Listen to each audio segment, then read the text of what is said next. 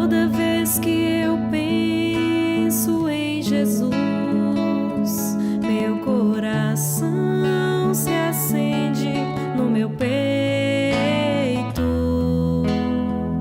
Toda vez que eu sinto essa luz iluminando a minha mente e o meu corpo, pareço flutuar.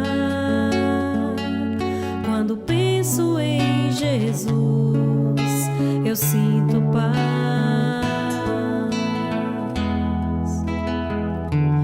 Quando penso em Jesus, minha alma se perfuma numa doce vibração. Os meus pensamentos se transformam e eu sinto que dentro do coração vai surgindo, vai crescendo um sentimento diferente e puro, me enchendo, me elevando, transcendendo todas as fronteiras. E o mundo inteiro é alegria, colorido como uma manhã de sol. Quase grito de tanta felicidade, meu sorriso não demora a despontar. Quando penso em Jesus, só quero amar.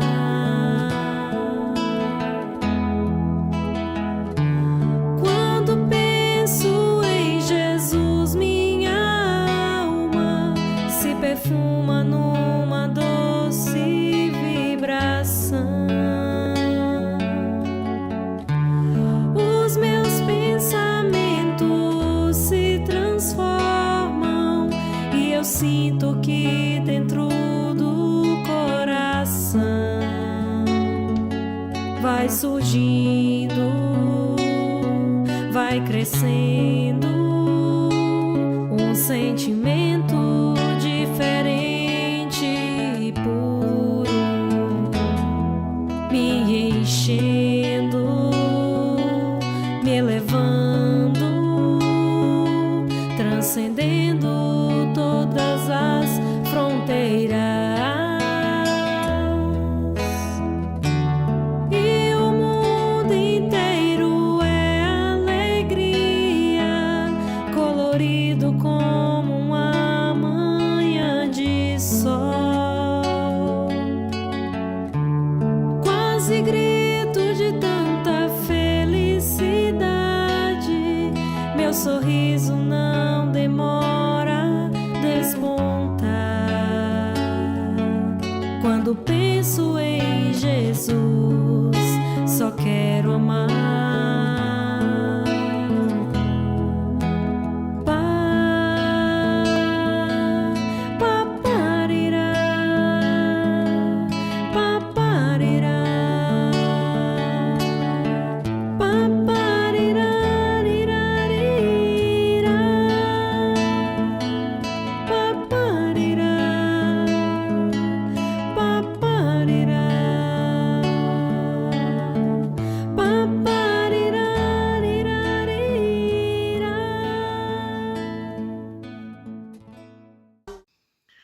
Boa noite, queridos irmãos.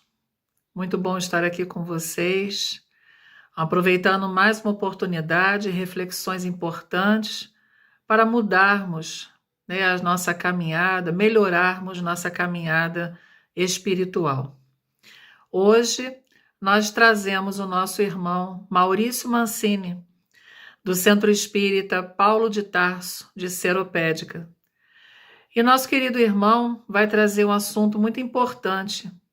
Sejamos livros vivos do Evangelho do Cristo. Então vamos prestar bastante atenção, entender a mensagem, né? Sempre os ensinamentos de Jesus são muito importantes para melhorarmos, trabalharmos o nosso íntimo. E para iniciar, né, a nossa harmonização, eu trago a mensagem justamente usada pelo nosso irmão, né, na palestra de hoje, que é do livro Vinha de Luz, psicografia de Emmanuel, pelo Chico Xavier, é a lição 111. A lição 111 nos diz: sublime recomendação. Jesus, porém, não lhe permitiu, mas disse-lhe: vai para a tua casa, para os teus, e anuncia-lhes quão grandes coisas o Senhor te fez, e como teve misericórdia de ti. Essa passagem está no Evangelho de Marcos, capítulo 5, versículo 19. E Emmanuel nos fala a respeito. Eminentemente expressiva a palavra de Jesus ao endemoniado, que recuperara o equilíbrio ao toque de seu divino amor. Aquele doente que após a cura se sentia atormentado de incompreensão, rogava ao Senhor lhe permitisse demorar ao seu lado, para gozar-lhe a sublime companhia. Jesus, porém, não lhe permite e recomenda-lhe procure os seus, para anunciar-lhe os benefícios recebidos. Quantos discípulos copiam a atitude desse doente que se fazia acompanhar por uma legião de gênios perversos? Olhos abertos à verdade, coração tocado de nova luz, a primeira dificuldade do caminho pretendem fugir ao mundo, famintos de repouso ao lado do Nazareno, esquecendo-se de que o Mestre trabalha sem cessar. O problema do aprendiz do Cristo não é o de conquistar feriados celestes, mas de atender aos serviços ativos a que foi convocado, em qualquer lugar, situação, idade e tempo.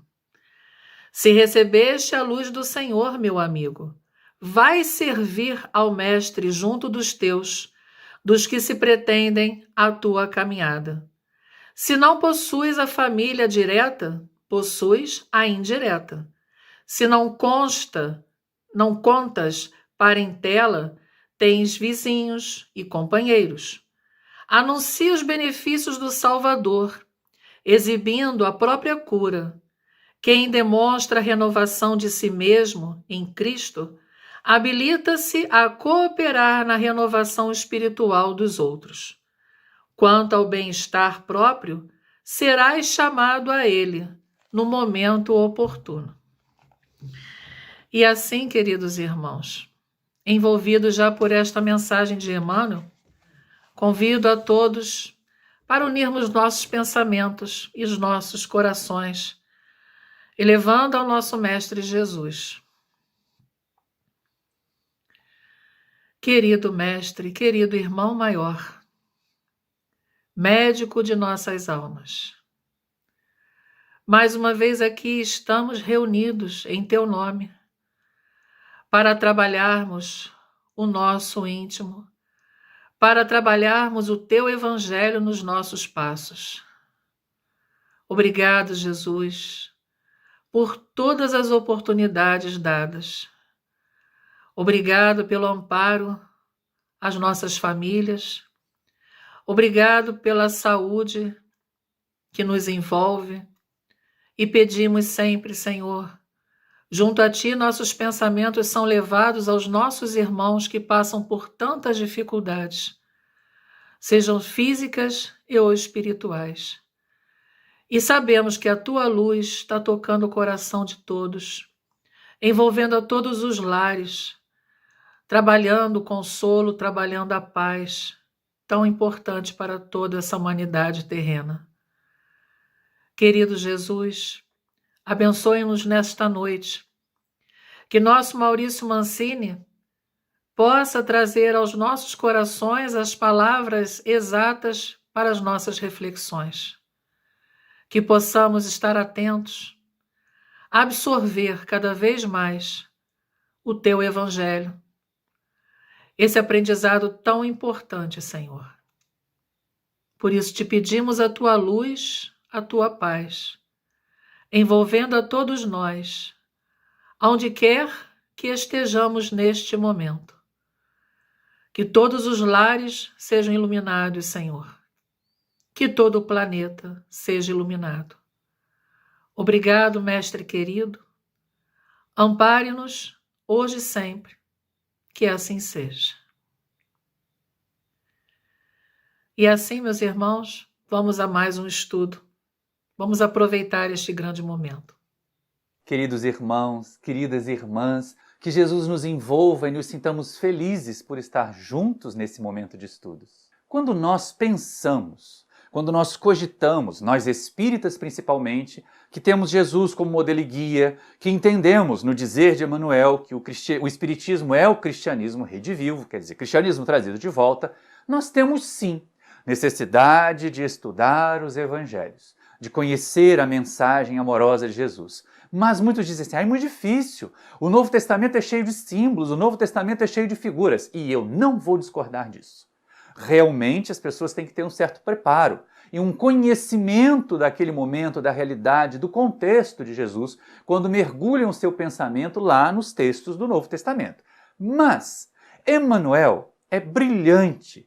A sua capacidade de síntese, a sua capacidade de análise em determinados trechos do Evangelho, às vezes ele pega um versículozinho assim e abre espaço e vai desenvolvendo um tema em torno daquele versículo, em torno daquela primeira mensagem, que quando nós percebemos nós estamos diante de uma palestra inteira, diante de um seminário inteiro. É impressionante como o benfeitor espiritual, naquela série Fonte Viva, que nós temos tanto aberto às reuniões públicas das nossas casas, são páginas curtinhas, que parecem apenas curtinhas. Elas são curtas em quantidade de texto, mas elas são longas em reflexões. E é exatamente isso que nós buscamos nesse momento. Refletir com Emmanuel sobre um trecho específico do Evangelho. Dessa vez, nós vamos lá no livro Vinha de Luz, no seu capítulo 111, com o benfeitor espiritual perceber o quanto ele aprofunda um único versículo lá do Evangelho de Marcos, no capítulo 5, no versículo 19, e ele traz para nós um monte de reflexões que nós podemos considerar desde já. Começamos por aí. Emmanuel faz reflexões.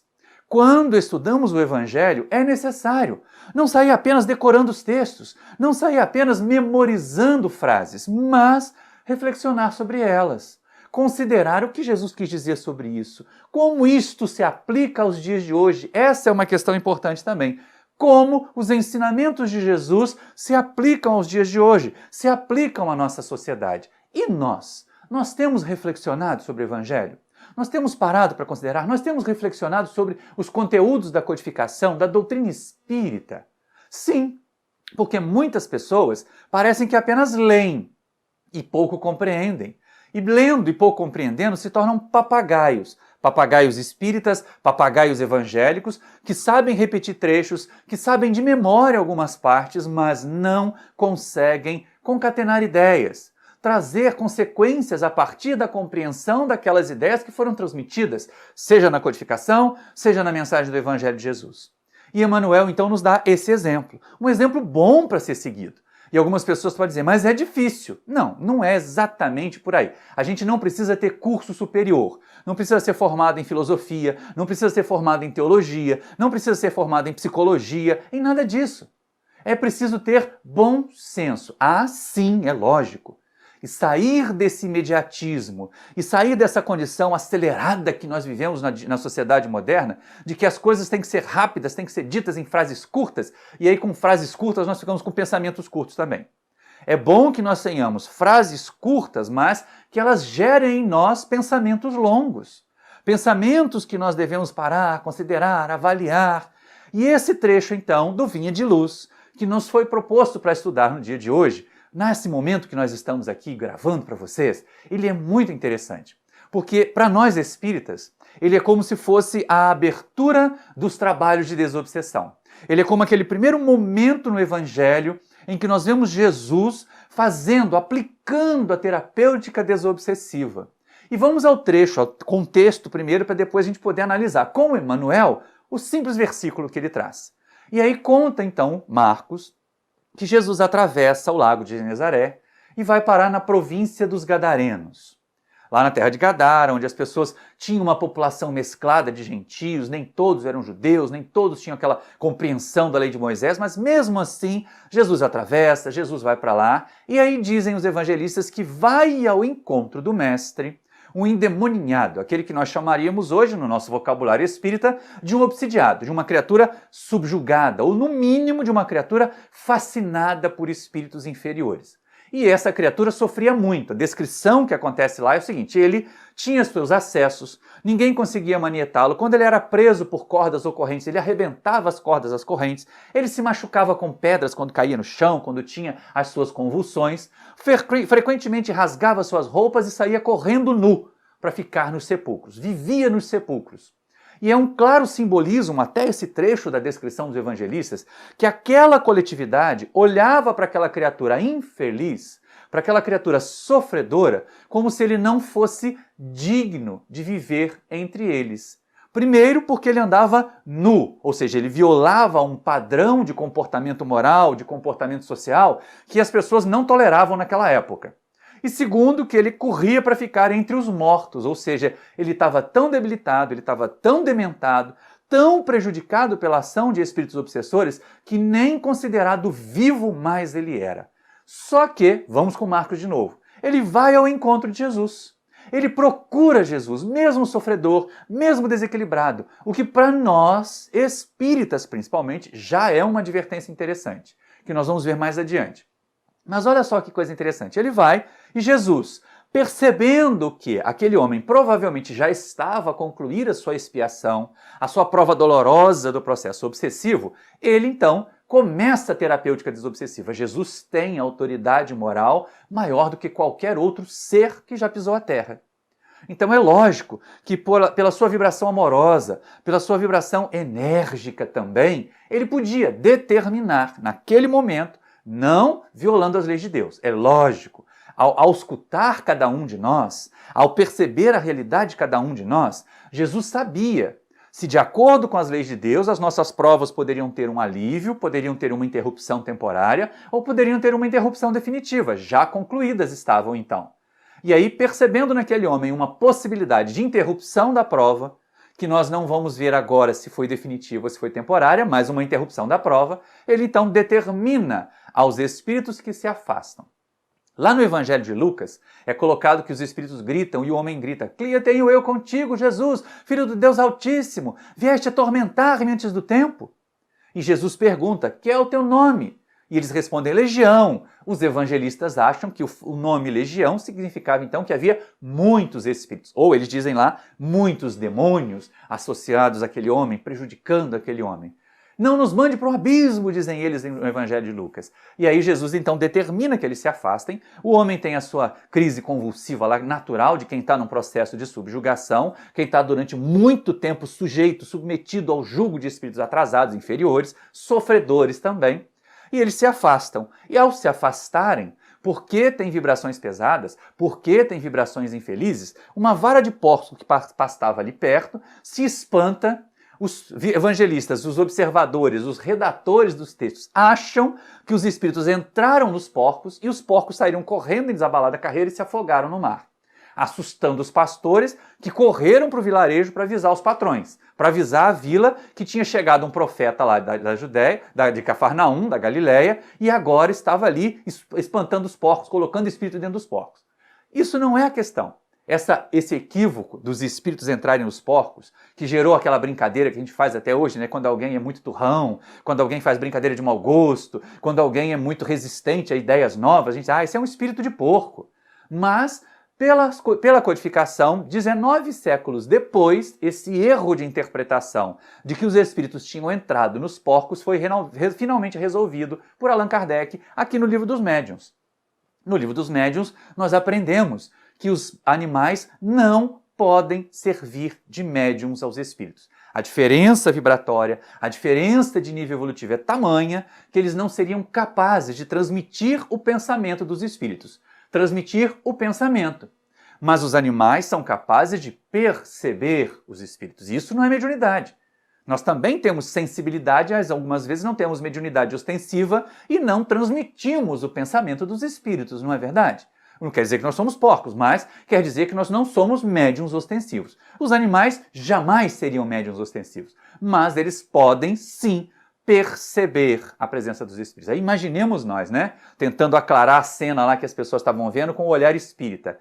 Espíritos muito sofredores, macilentos, uma vibração pesada, aquele clima complicado de mentes em desalinho, gerando uma energia ruim, passando perto dos porquinhos que não tinham o raciocínio para se defender, para considerar, mas eu não estava me sentindo assim, por que eu estou me sentindo assim agora? Eles se assustaram. Foi como se eles tivessem tomado um choque. E aí, assustados, saíram correndo e acabaram mergulhando no mar mesmo. Não foi nada de mediunidade, não foi nada de espírito entrando no porco. Não tem espírito de porco. Tem princípio inteligente que ainda está habitando aquele animal ali, que um dia vai chegar à fase humana da evolução num outro planeta que não a Terra. Mas espírito encarnado, espírito humano ou desencarnado, espírito humano, não entra em animais.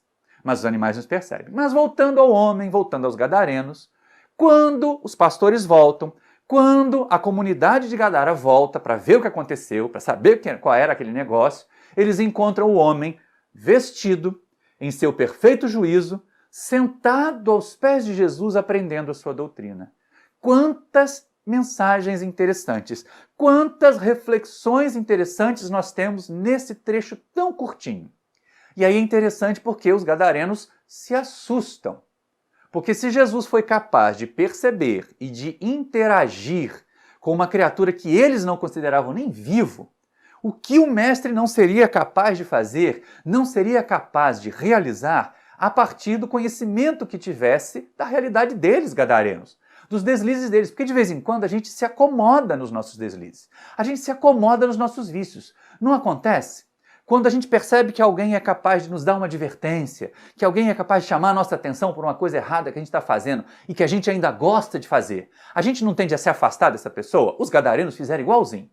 Pediram a Jesus que saísse das suas terras, porque eles temiam aquele profeta. E Jesus, que não queria se impor a ninguém, mais um exemplo para nós, ninguém tem que enfiar espiritismo na cabeça de quem não quer acreditar, nós temos que estar prontos, aptos a transmitir a mensagem, a transmitir a informação doutrinária correta para aqueles que a vêm buscar. Mas não ficar fazendo proselitismo por aí, tentando converter parente, converter vizinho, converter colega de trabalho, que estão felizes lá na religião que tem. Mesmo que eles não nos compreendam. Mesmo que até eles nos tratem com certa reserva, porque nós somos espíritas. Não nos cabe convencê-los de que nós estamos certos e de que eles estão errados, porque nós não temos essa certeza absoluta. A melhor religião é aquela que nos faz pessoas melhores, diz o Dalai Lama. Então, pode ser que nós que estamos nas fileiras do espiritismo e não estamos melhorando, estejamos na religião errada. E eles que estão lá numa religião mais salvacionista, que promete recompensas, mas que estão se emendando, que estão se transformando em pessoas melhores, estejam no lugar certo. Não tentemos fazer proselitismo. Jesus não quis isso. Então ele sobe no barco, volta, se prepara para voltar para Cafarnaum. E é nessa hora que aquele antigo obsidiado faz o que muitos de nós fazemos até hoje e que serve de assunto para Emmanuel. Ele se volta para Jesus e diz assim, deixa-me ir contigo, Senhor. Ou seja, ele queria continuar recebendo de Jesus aquele amparo. Ele queria continuar recebendo de Jesus aquele apoio. E aí o mestre diz assim, não, torna-os teus e mostra a eles todo o bem que Deus te fez. O quanto teve misericórdia de ti e te curou. E é esse versículo que Emmanuel traz para nós, lá no Evangelho de Marcos, do 19. Não, torna os teus e mostra a eles tudo o que o Senhor te fez de bom. O quanto teve misericórdia de ti e te curou. Como isso é interessante. Mas nessa passagem do endemoniado gadareno tem tanta coisa que se aplica ao nosso dia a dia. A primeira que a gente pode destacar agora, nesse momento, é o seguinte. Quantas pessoas são sofredores profissionais, né? Ai, mas eu sofro tanto. Ai, mas eu estou aqui no centro em tratamento há 10 anos e não melhoro. E o problema está sempre na minha família. O problema é esse corpo doente que eu tenho. O problema é essa vizinhança que não me entende. São vários os problemas externos. É o obsessor que me prejudica. São os parentes. É o corpo. E aí as pessoas estão sempre passando a culpa para os outros e não assumindo responsabilidades.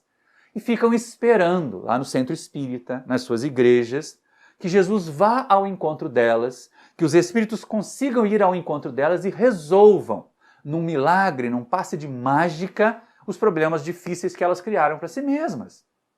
Mas o endemoniado gadareno, o obsidiado gadareno, vamos usar o termo correto para os nossos dias, ele não fez isso. Apesar de muito sofredor, apesar de muito degradado, ele ainda teve coragem e forças para ir ao encontro de Jesus. Esse simbolismo de sair do estado de sofrimento, de sair do estado de debilidade e ir ao encontro da cura, e ir ao encontro de algo que possa nos trazer bem-estar, deve ser aplicado nos dias de hoje. Sair desse marasmo, sair dessa história de ser pedinte profissional de luzes do mundo espiritual, aguardadores de milagres.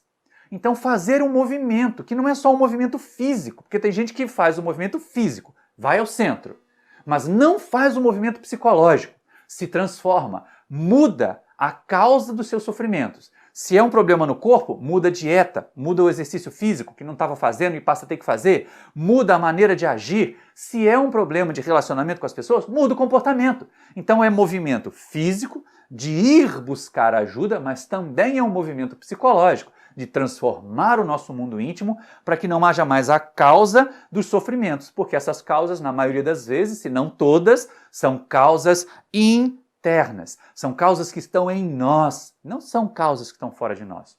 O que está fora de nós são apenas os gatilhos que fazem eclodir os problemas que nós criamos. Então esse é o primeiro ponto que a gente analisa.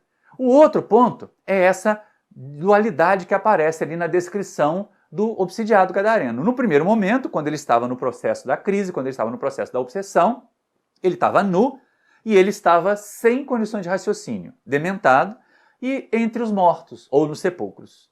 Depois, quando Jesus o cura, ele estava vestido, em perfeito juízo, que os evangelistas fazem questão de destacar que ele estava em perfeito juízo, o que mostra o quanto que já se percebia naquela época que a obsessão e os transtornos mentais podiam estar associados, o que para nós é uma advertência, mas não é um motivo de acomodação.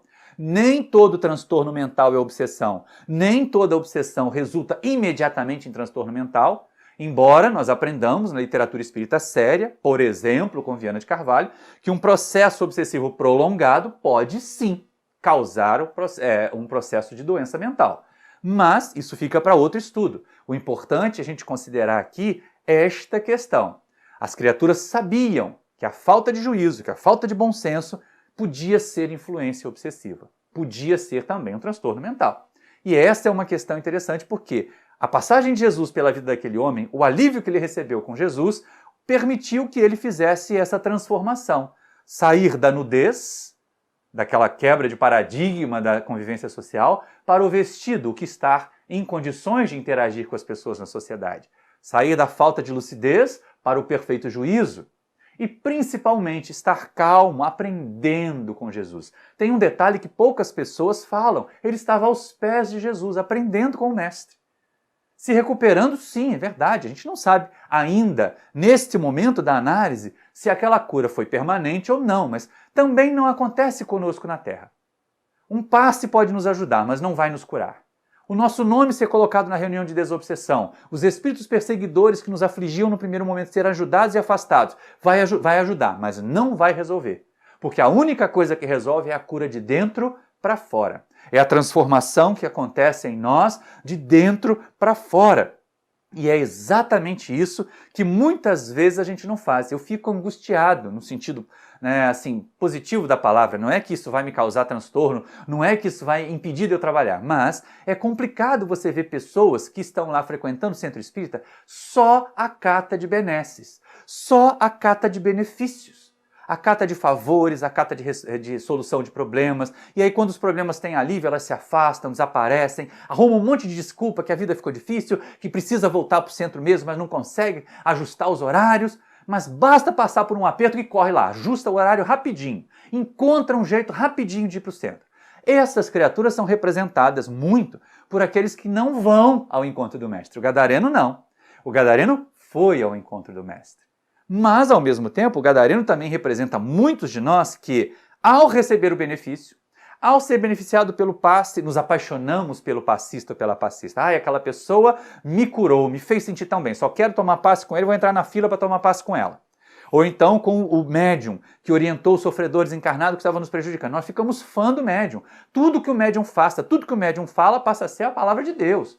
Quando, na verdade, nós somos orientados por Allan Kardec, lá no Evangelho segundo o Espiritismo, a capinha dele vai aparecer aqui também, a questionar, a avaliar, a passar todas as mensagens que nos chegam, sem exceção, pelo crivo da razão. E é nesse sentido que nós somos convidados a fazer, a considerar. Mas é tão bom receber ajuda sem fazer força, né? É tão bom quando o passe dá aquela chacoalhada assim, a gente se sente energizado. Quando o espírito se afasta, a gente se sente com a mente menos pressionada, mais lúcida. Mas ficar só buscando isso não resolve os nossos problemas. E aí essa postura do gadareno, deixa-me ir contigo, Senhor, é típica de cada um de nós. É típica daqueles que querem, uma vez beneficiados, continuar a receber benefícios sem fazer esforços para isso. Quando, na verdade, Jesus estava passando por ali a trabalho do bem, a trabalho da mensagem que ele tinha que difundir. E aí o mestre diz assim, não, Jesus percebe, como percebe em nós, quando nós somos só caçadores de milagres, quando nós somos só caçadores de favores no mundo espiritual e ficamos indo ao centro, à igreja, orando muito, fazendo promessas, só para receber os benefícios. A hora que o benefício chega, a gente já pode dar uma fugida, a gente já pode mudar de comportamento, porque já recebeu o que queria. E o mestre sabia que se aquele homem o seguisse, acabaria sendo apenas mais um caçador de milagres.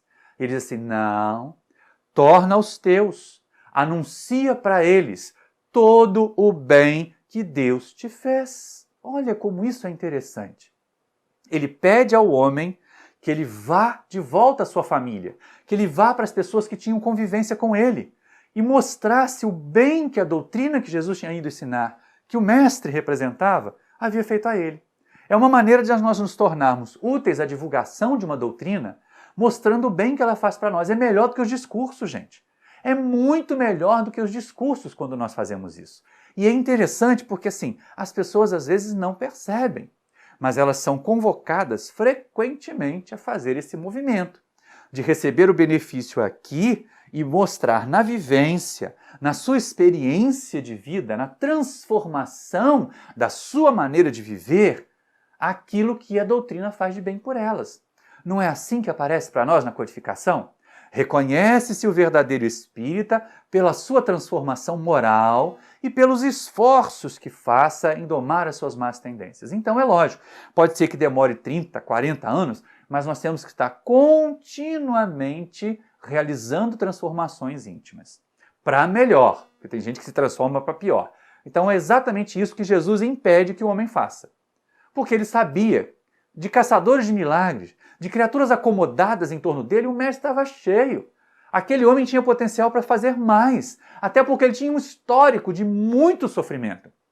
E alguém com um histórico de muito sofrimento, de muitos equívocos, de muitas quedas, que consegue se reerguer, é uma propaganda melhor para a doutrina do que 1000 discursos, gente.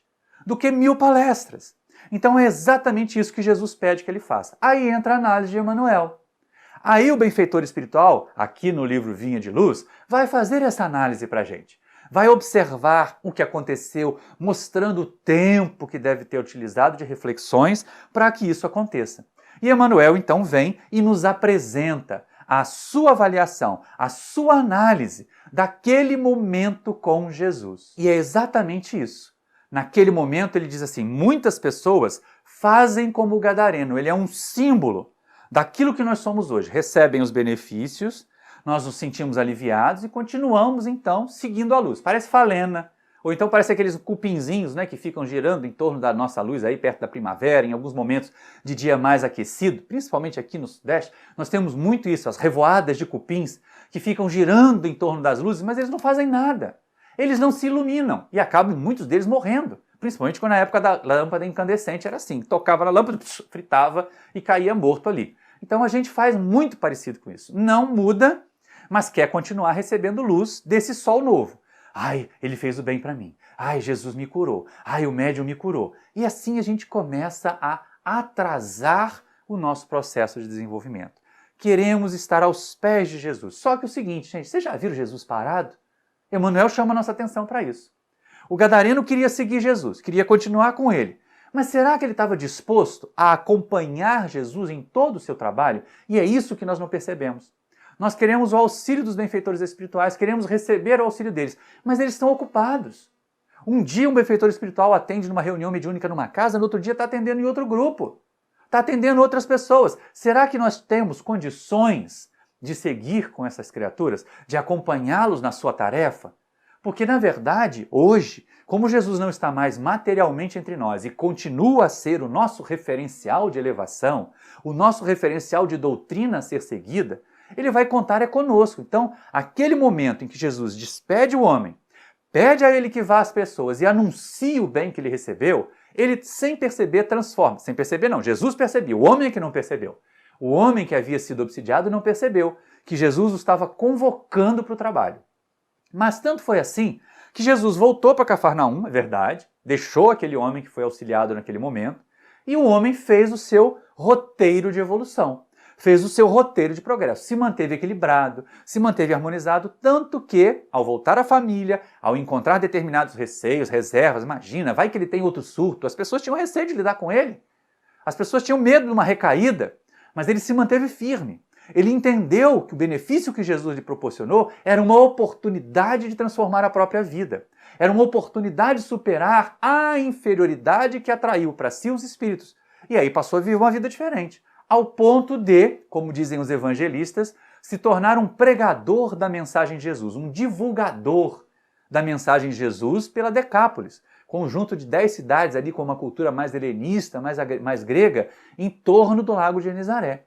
E isso é muito interessante, porque ele conseguiu mesmo, né? Saiu de uma condição de quase morto, de criatura que a sociedade não via como digno de viver entre os vivos, para uma de disseminador da mensagem do bem. Mas disseminador da mensagem do bem como? Fazendo discursos?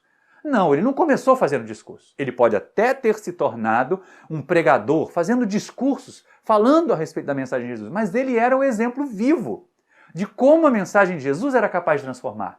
A melhor maneira de nós divulgarmos uma mensagem é vivê-la.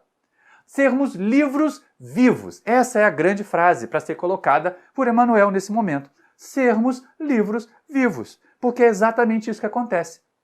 Jesus não espera que nós ficamos ali bajulando, né, buscando só receber benefícios. Ele quer que nós saiamos a trabalhar, porque Jesus trabalha o tempo todo. E aí ele nos convoca, no dizer de Emmanuel, para trabalhar em qualquer lugar, em qualquer situação, em qualquer idade. Não tem essa história de fulano é novo demais, fulano é velho demais. Não! Sempre é o momento de cooperar com Jesus. Sempre é o momento de trabalhar na seara do Mestre, na causa do Mestre. Basta que nós queiramos, basta que nós entendamos e tenhamos vontade. E aí Emmanuel usa um termo que eu achei excelente, vou passar a usar muitas vezes. Tem gente que está por aí buscando benefícios nas casas espíritas, tomando passe porque quer feriados celestiais. Sabe aquele momento assim, de ficar deitado numa nuvem, ouvindo harpa, sem fazer nada? Tem gente que acha que isso é que é ser feliz.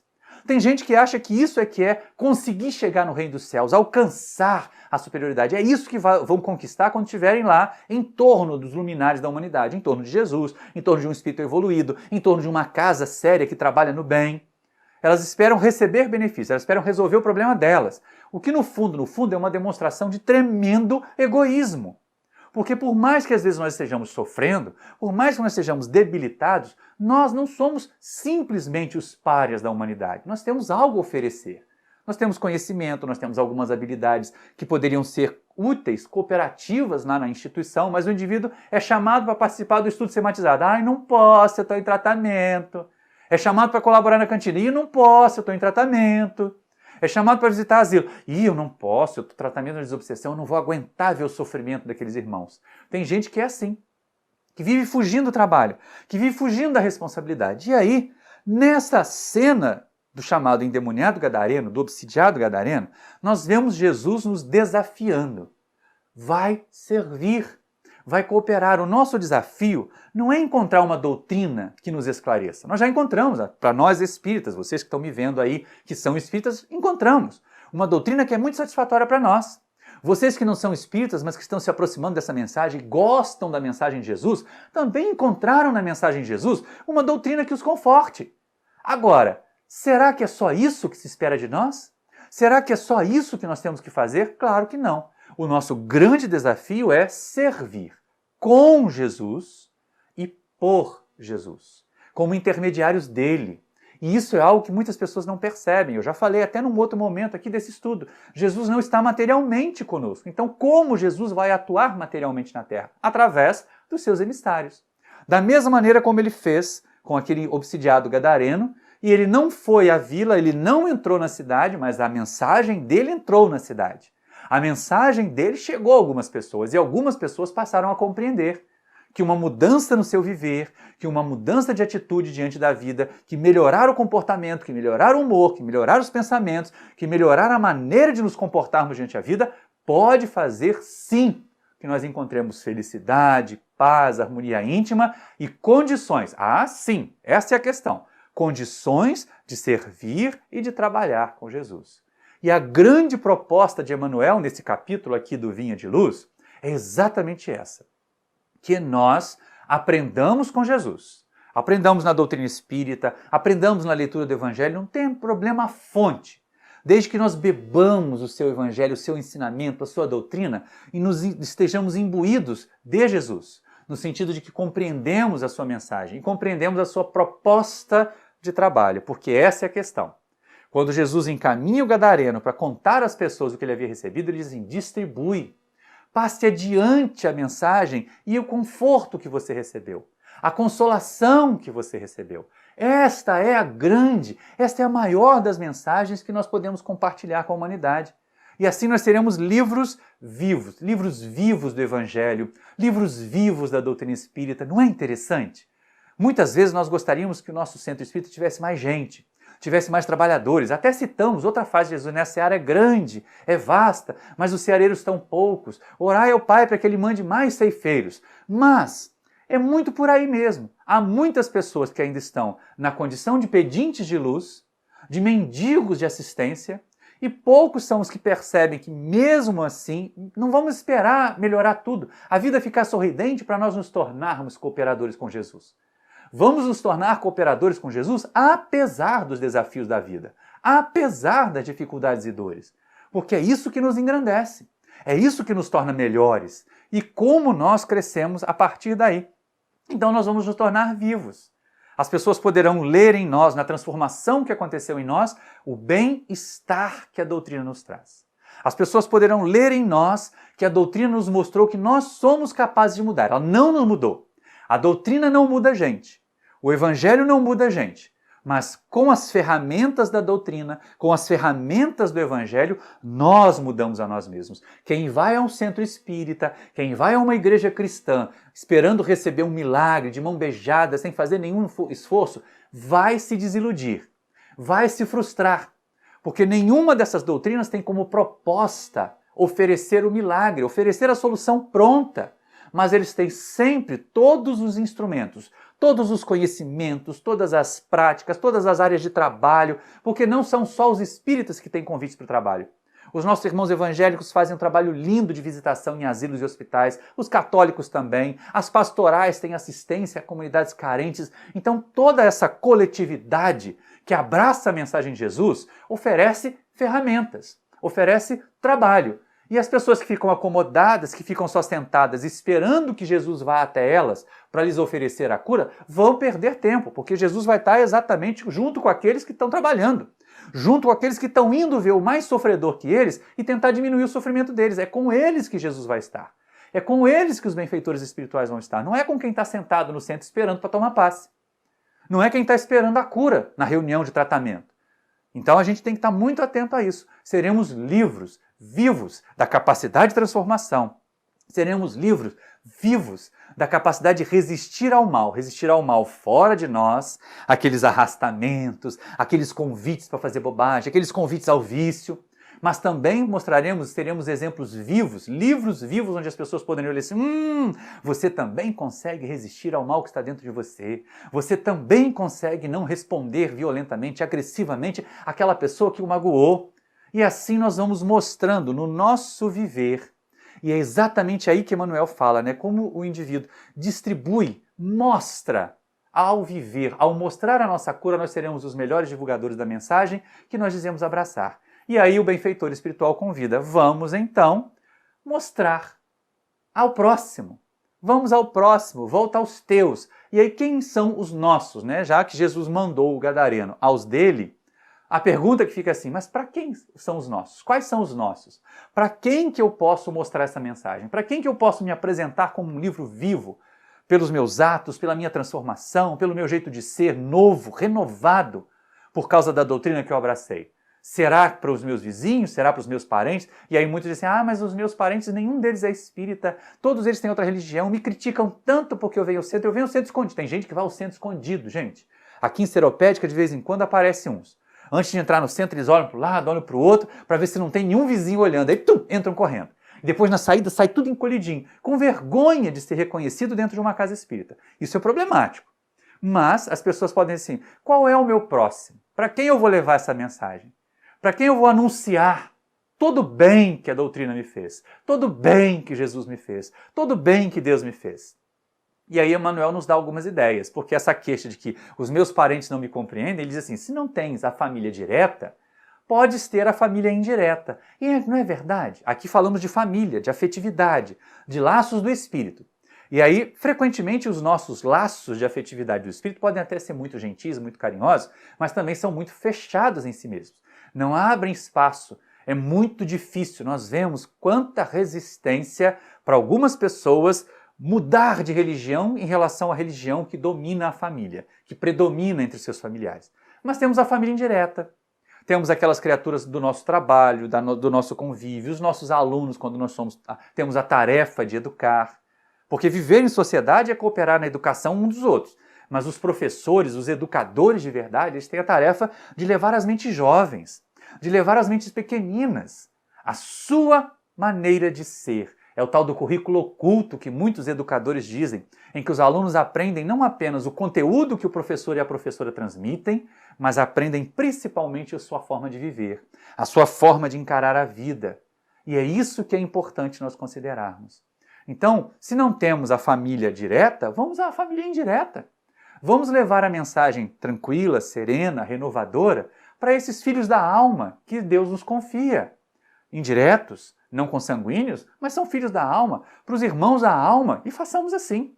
E aí Emmanuel, pela segunda vez nessa série de livros Fonte Viva, eu vejo Emmanuel fazer distinção entre família, os laços afetivos, e parentela, a pura consanguinidade. Ele diz assim, se não tens a parentela, vai à vizinhança. Mostra aos teus vizinhos, mostra aos teus companheiros. Imagina, gente, se a gente resolve pela transformação, pela conscientização que a doutrina nos traz, entender que nós somos responsáveis pelo nosso ambiente, que nós somos responsáveis pelo cuidado da nossa casa física e da nossa casa mental. Então nós vamos manter ali bonitinho, fazer a arborização ou o paisagismo adequado da frente da nossa casa, mantê-la limpinha, em vez de ficar reclamando que o lixeiro não passa, que a prefeitura não tem vergonha, que a prefeitura deixa a cidade suja, que os vizinhos são sujos. Isso vai dar briga. A gente vai aos vizinhos, como Emmanuel sugere, mas vai aos vizinhos mostrando, dando exemplo. Fazendo mais ou menos como Mohandas Karamchand Gandhi falava para nós, que nós deveríamos ser a mudança que nós queremos para o mundo. Então, se nós queremos uma rua limpa, vamos limpar a nossa calçada? Vamos cuidar das plantinhas, regar aqueles vasos que às vezes nós colocamos nas calçadas para evitar que os carros estacionem por falta de educação dos motoristas em cima das calçadas e as quebrem? Muita gente coloca vasos de plantas, então vamos mantê-los bonitos, vamos mantê-los limpos. Fazer com que as pessoas percebam que a urbanização, que nós também somos responsáveis pela urbanização do nosso ambiente. Aí o vizinho desse lado vai fazer também, porque ele viu que fica legal. O vizinho do outro lado vai fazer também, porque ele viu que fica legal. O vizinho da frente vai fazer também, porque ele viu que fica legal. Mesmo que você tenha aquelas criaturas do contra, que não fazem e que ainda te criticam, faça o bem a si mesmo. Aliás, é uma recomendação muito interessante de outro espírito muito nobre, Madre Teresa, que nós podíamos fazer o bem e as pessoas iam criticar, que nós podíamos fazer tudo certo, as pessoas iam criticar, mas que nós deveríamos continuar a fazer, porque a outra opção é fazer errado e ficar igual a elas. Então é melhor a gente fazer o bem e ter pelo menos a consciência tranquila, a harmonia de consciência. Isso é fundamental para nós. Então essa proposta de Emmanuel de nós sermos livros vivos, ela é muito importante, porque é através da nossa ação, anunciar a mensagem do Evangelho a partir da nossa cura, exibindo a nossa transformação. Mas não no sentido vaidoso, não no sentido orgulhoso. Olha como a doutrina me transformou numa pessoa melhor. E aí quando a gente começa a falar que já é uma pessoa melhor, já não é. Porque está mostrando orgulho. Porque está mostrando uma certa vaidade da transformação ou da doutrina que abraçou. Então, pera lá. São nos nossos atos. Os antigos costumam dizer com muita sabedoria, palavras, os discursos, podem até convencer, minha gente. Mas o que realmente arrasta, o que realmente mobiliza, são os exemplos.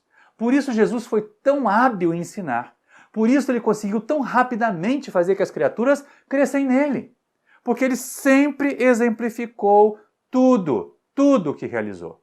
E aí nessa proposta de emprestar as nossas mãos, emprestar a nossa voz a Jesus, nós vamos disseminar a sua mensagem. Nos tornaremos pregadores dessa nova decápolis mundial aí, dessa nova decápolis global, em que nós podemos, pelos nossos atos, até aparecendo na internet, as redes sociais nos trazem tantas imagens, que aprendamos a colocar as nossas melhores imagens, não as fotos mais bonitas, não as fotos trabalhadas com Photoshop para a gente ficar mais magro, ficar mais jovem, tirar as rugas, os pés de galinha.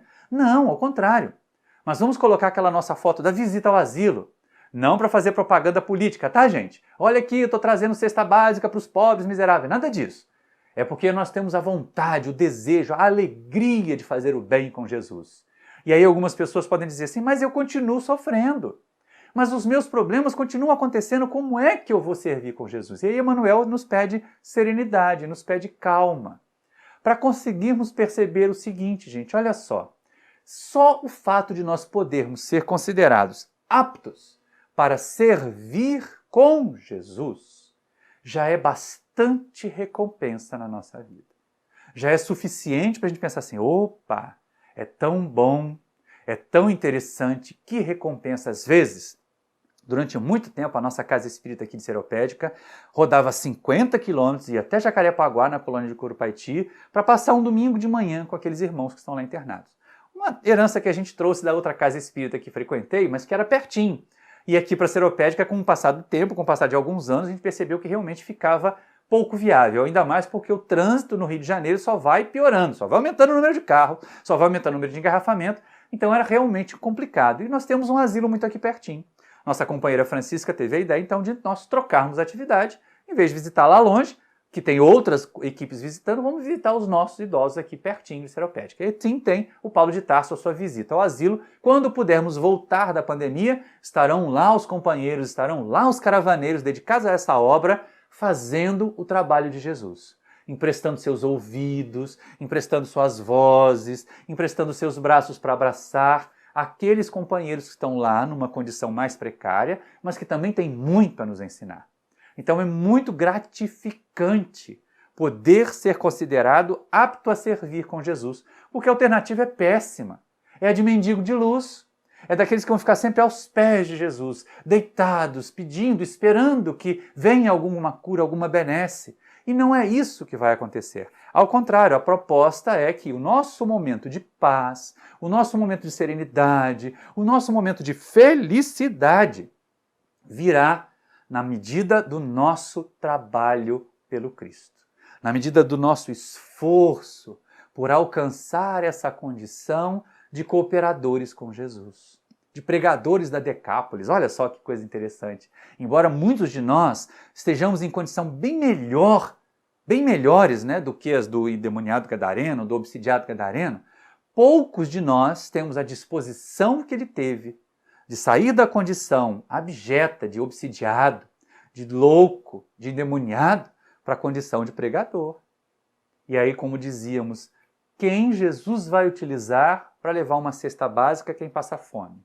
Para dar um abraço em quem está sofrendo a desencarnação de um ente querido e nesse momento de pandemia, quantos são alvo desse sofrimento? Quantos estão tendo essa experiência E a gente tem que ter um cuidado danado para não ficar conformista. Ah, mas é assim porque Deus quer, a vontade de Deus, são os desígnios divinos. Nada que acontece está fora das leis divinas. Mas a vontade de Deus em relação a nós é que nós sejamos sempre felizes. Se nós somos infelizes é porque nós nos desviamos da lei divina. E aí muitas vezes a consequência ou a baliza que nos empurra de volta para a trilha da lei divina é exatamente o sofrimento. Não imaginemos que foi Deus, que foram os espíritos que criaram esse vírus que gerou a pandemia. Na verdade, isso é resultado do nosso desequilíbrio em relação ao ambiente. Também não fiquemos seguindo por aí teorias conspiratórias que ficam acusando esta ou aquela comunidade, esta ou aquela sociedade de haverem criado de propósito. Olha só que coisa, né? Não tem uma prova científica disso. E tem um bando de doido, quando até alguns espíritos ou médiums transmitindo comunicações nesse sentido, e não tem nenhuma explicação científica. Não tem nenhuma prova científica, nem nenhuma prova investigativa, porque poderia ser fazer uma investigação internacional para saber. Mas até hoje se entende, é simplesmente porque nós avançamos sobre a natureza e a natureza então acabou trazendo para nosso convívio essas criaturas, esses seres que só existiam lá nas grandes matas, nas profundidades, em outros animais, para os quais eles não causavam tanto mal assim. É muito mais fácil nós assumirmos a nossa responsabilidade do que botar a culpa nesse ou naquele país. Não é verdade? E aí, exatamente aí, nesse sentido, é que nós somos convidados a fazer a nossa parte. De novo, ser livros vivos. Se nós queremos um país com saúde, por que nós não vamos tomar vacina? Claro que nós vamos tomar vacina, porque quando eu me protejo, eu protejo todo mundo que está à minha volta. Se nós queremos um momento de saúde, de equilíbrio, de redução das desencarnações, porque muitas pessoas, e não vem com essa história, e só morre quando chega a hora. E os suicidas? E os suicidas indiretos? E aquelas outras criaturas que, ao contrário, produzem tanto, que ganham moratórias. Então não vem com essa conversa fiada dizer que tem que morrer naquela hora. Muitos morrem antes, desencarnam antes. Basta a gente ir lá no livro Missionários da Luz, de André Luiz, e vai ver que poucos são os completistas. Mas também há muitos que conseguem, pelo seu esforço, pela sua transformação, alongar um pouquinho a permanência na Terra, além do que foi planejado originalmente. Por quê? Para continuar produzindo. Nós vamos ver um caso desse no livro Obreiros da Vida Eterna. A capa está aqui. Obreiros da Vida Eterna também é de André Luiz. Do lado de cá, os Missionários da Luz, que fala a respeito dos completistas, do lado de cá, Obreiros da Vida Eterna. Ambos livros de André Luiz que mostram que, por um lado, se pode encurtar o prazo de vida e desencarnar antes, e, por outro lado, se pode alongar esse prazo e desencarnar depois. Vai depender, então, das nossas ações. Mesmo com relação à hora da morte, nós estamos, nesse exato momento, tomando decisões, fazendo escolhas que podem alongar ou encurtar as nossas existências. Vamos imaginar uma criatura que começa a dar sinais de hipertensão. E aí ele decide, não vou mais exagerar no consumo de sal. Vou diminuir a minha massa corporal para poder não forçar tanto o meu coração e baixar a minha pressão.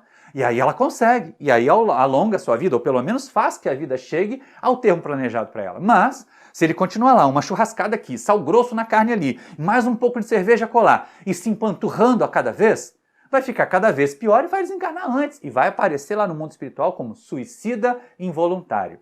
Mas eu não queria morrer não, eu só queria comer chuleta, só queria comer churrasco, aquela picanha me atraiu demais, era a minha obsessora, era a picanha. Cara de pau. É isso que muitas pessoas são. Deve lavar o rosto com a de peroba, porque ficam sempre transferindo para fora de si a responsabilidade dos seus males, como não devemos fazer nós que abraçamos a doutrina espírita. Mas, já caminhando para o encerramento da nossa tarefa, vamos pensar aqui, não é? Emmanuel nos pede que tenhamos calma em relação às nossas próprias aflições. Primeiro porque, quando nós nos associamos a Jesus, quando nós nos filiamos às tarefas do bem, nós vamos perceber, primeiro, que o nosso sofrimento nem é o pior de todos. Que tem gente que está numa condição muito mais precária do que a gente. Vamos pensar? Quantos estão reclamando que não conseguem ganhar o suficiente, que já não tem como desfrutar das mesmas coisas por causa da crise financeira e econômica que surgiu depois da pandemia, ou durante a pandemia? Mas nessa mesma sociedade em que nós estamos, tem gente que não está comendo. Não tem condições de comer um prato de comida, ou 2 refeições, ou 3 refeições por dia, às vezes nenhuma. Pais e mães que renunciam a se alimentar, que bebem água, para que os filhos não passem total fome, total abstinência de comida. E aí o que nós estamos fazendo? Como nós estamos nos preparando para ajudar essas criaturas? Então essa questão de ficar reclamando, ficar se queixando, acaba quando a gente começa na tarefa do bem, quando a gente começa a transitar pela Decápolis e ver que muitos companheiros de jornada estão numa condição de maior sofrimento que nós e mais, não estão tão abatidos quanto nós. Estão indo ao encontro de Jesus, enquanto muitos de nós estávamos lá quietinhos, esperando que Jesus viesse nos curar, e ele não veio. Não veio porque onde? Ele estava ocupado com aqueles que estavam fazendo bem. Ele estava ocupado dando assistência, ajudando a quem se ajuda.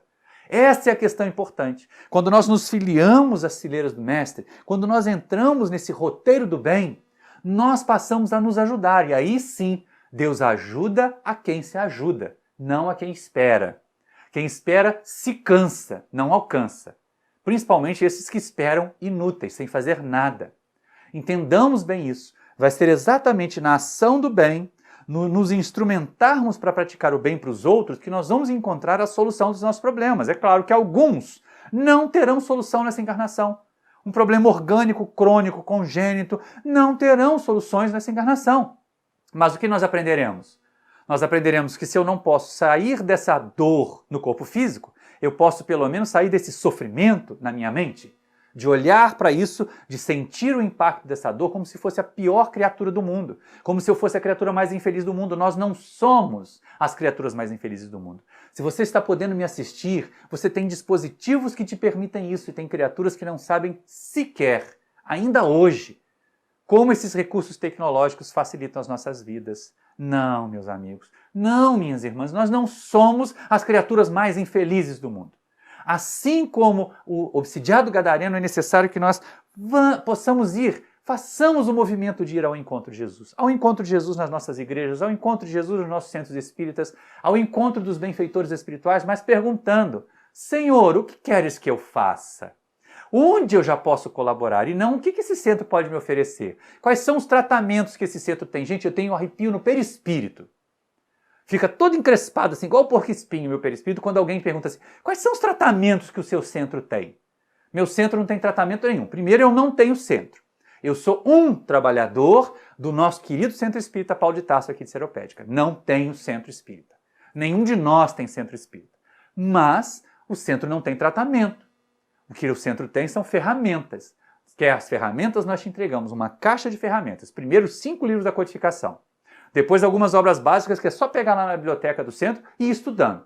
Depois vem os convites, vem trabalhar com a gente, vem participar da cantina, vem visitar o asilo, vem colaborar na evangelização da infância e da juventude. Essas são as ferramentas. Esses são os tratamentos. Quando alguém perguntar para você que está aí me vendo, qual é o tratamento que o seu centro tem? Você vai dizer: olha, você pode trabalhar na evangelização da infância, você pode ajudar na cantina, você pode participar do serviço assistencial e você vai estar se tratando. Não, mas eu queria cirurgia espiritual. Isso aí não tem. Sabe por quê? Porque a proposta da doutrina espírita, meu irmão, minha irmã, que está aí ainda acomodado, é curar almas. Não necessariamente é curar corpos. Tá certo. Outro livro do André Luiz, dos domínios da mediunidade. Ali a gente vai perceber o Aulus falando que quando, em raras exceções, os espíritos fazem manipulações materiais, é para auxiliar na saúde de algumas pessoas. Mas não é para todas.